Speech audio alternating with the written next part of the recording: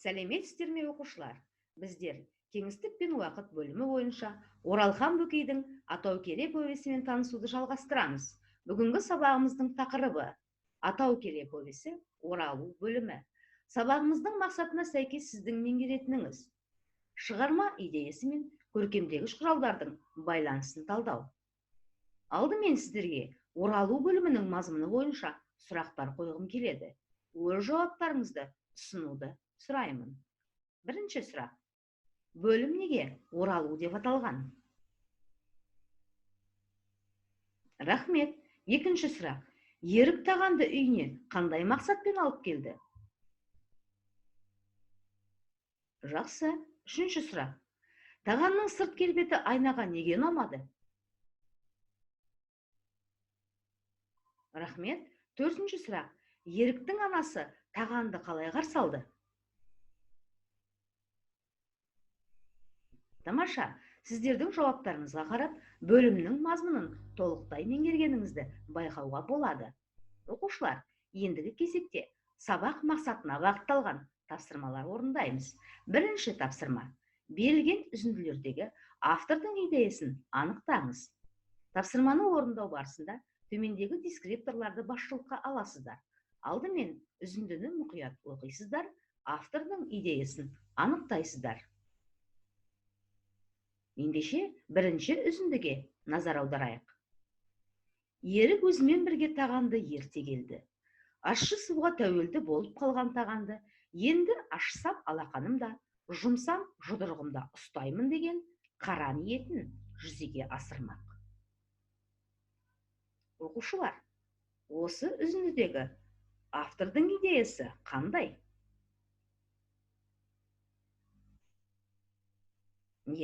Жауаптарыңызға рахмет. Сіздердің ойларыңызды қорытындылап өтейін. Ерік өзінен озғандарды, суырылып алға шыққандарды өлердей жек көреді. Ол студент кезінен бері бойын қызғаныш билеген қара ниет, пасық жан.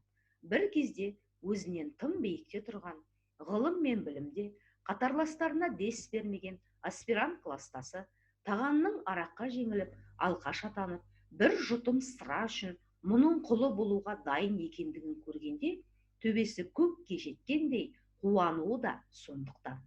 Аярлығының шексіздігі сонша, бір ауылда бірге өскен досының бейшаралық кейіпке түсіп, қамқорлыққа мұқтаж күйін көре тұра, атының артына мінгізбестен ауылдан қиян тауға қарай жаяу салпақтатады. Ол аздай, енді оны өмір бойы құлдықта ұстауды ойлайды. Автор бұл үзіндіде еріктің озбыр образын осылай ашқан. Келесі үзіндіге назар аударайық. Екінші үзінді. Апырай, баяғыдан сондай еді, деді Нұрке кемпір басын шайқап. Ауылдағы арақ таусылмайынша, бірде біреу шушаң етіп жұмысқа шықпайтын. Радиодан арақ сатылмайды, енді ішпейміз деп күнде қақсайды. Сол тәртіп жете қоймаған екен ау. Қайдан жетсін, жер шалғай ғой. Таудың қуысына тығылып алып, білгендерін істейді. Өстіп жүріп, азып тозып кетпейік. Атау керелерін ішіп жатқанын сезбейді ау, жасаған ем. Бұл үзіндідегі автор идеясы туралы не айтасыз? Рахмет, барлық пікір құнды.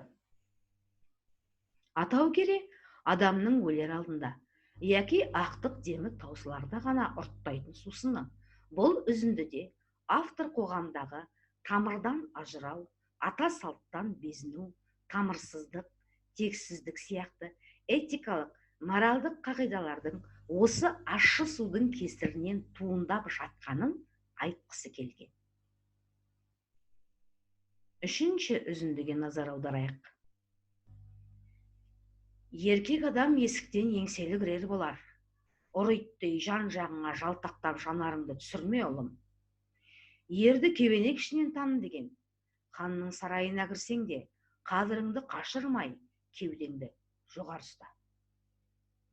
Бұл үзіндіні жазғанда автор қандай мақсатты көздеді деп ойлайсыздар?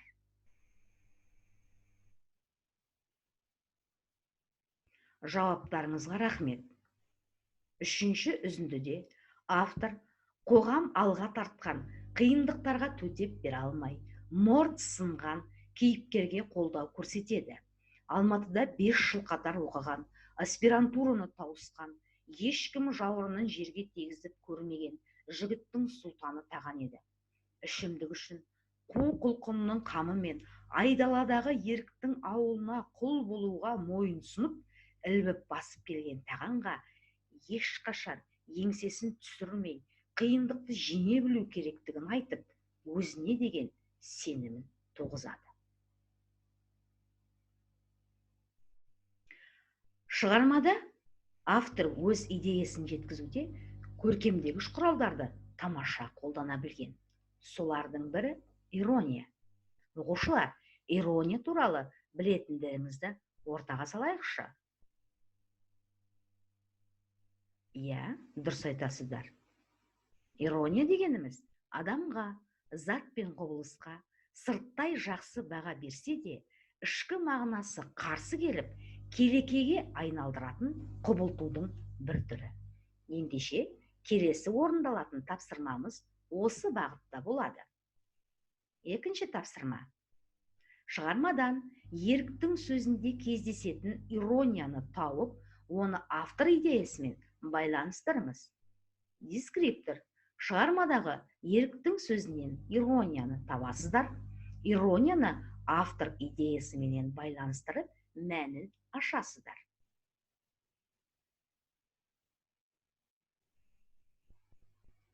Еліңіз орнында, ештеңе ете қояр түрі жоқ. Желді есіп желпініп отыр. 1.90-ға бөлінген арақты бір айда ішіп тауысып, жоспарын асыра орындапты.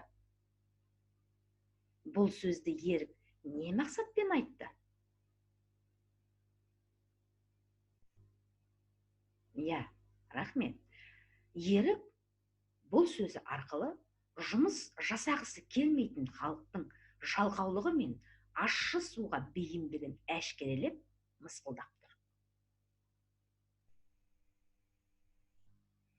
Кел, қара бура, кел мұнда, тәтем шақырады.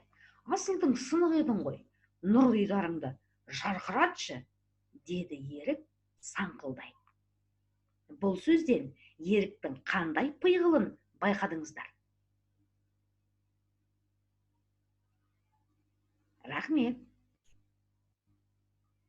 Ерік бұл сөзді тағанды кемсітіп, кереме жетіп, оның Нұрке ананың алдында абыройын түсіру мақсатында айтқан.